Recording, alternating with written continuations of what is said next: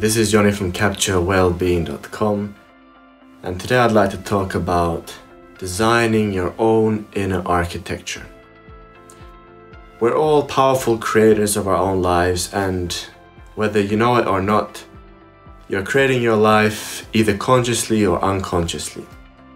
And if you have the choice, I'm sure you would also choose, creating a conscious life, creating your life consciously.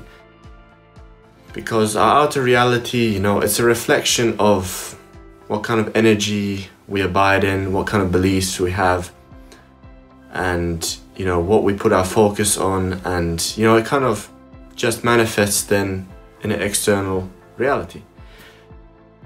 And the chances are that if we're not really focused in our lives, or if we're not paying attention to what's happening within ourselves, everything kind of happens accidentally, And if you live an accidental life, then the chances are life can suck, it can really suck. And so I encourage you to start this journey of choosing to be a creator of your own life in a conscious way, that you consciously create what you desire.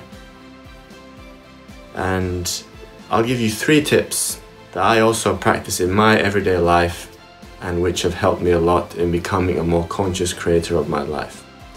Number 1, pluck out those limiting beliefs, pluck them all out. Because limiting beliefs are opposite to kind of putting out into the world something you want. But if there's a limiting belief that's kind of contracting you and holding you back, even if you put out into the world what you really want, you're sending a signal of I desire this, I desire this. But if you have a very strong limiting belief, it will come in the way of you getting what you really want.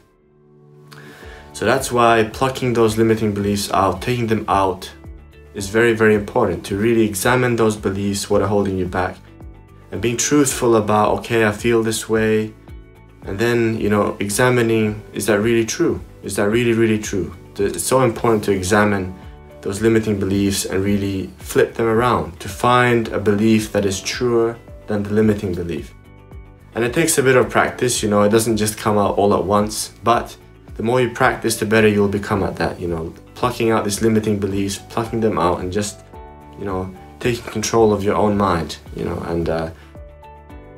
and putting empowering beliefs instead, and just recognizing your value as a human being. You're not some kind of a product, you're a unique being, you have the power to create your reality. So that's number 1, plucking out limiting beliefs. Number 2 is finding energetic, ambiences that uplift your own inner energy. And what I mean by this is of course, we can create our own energy in any given place. We can decide to be a certain way and emit a certain energy, but you can make things easier for yourself if you find ambiences that support the energy you want to manifest, or the energy that you want to,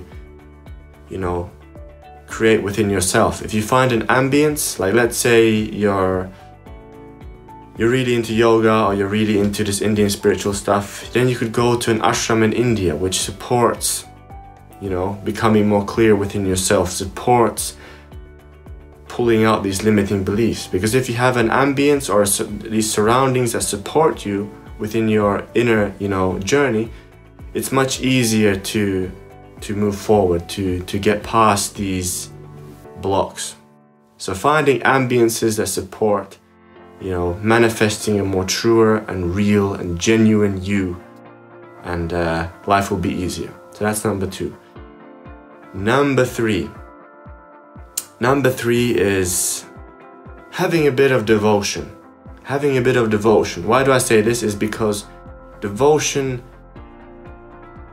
is like a shortcut to happiness, If you're devoted to anything, if you're just devoted enough that you offer your whole being, let's say to your passion or to your life purpose, or if you're religious to God or to divine, whatever you offer devotion to, you will fast track your progress.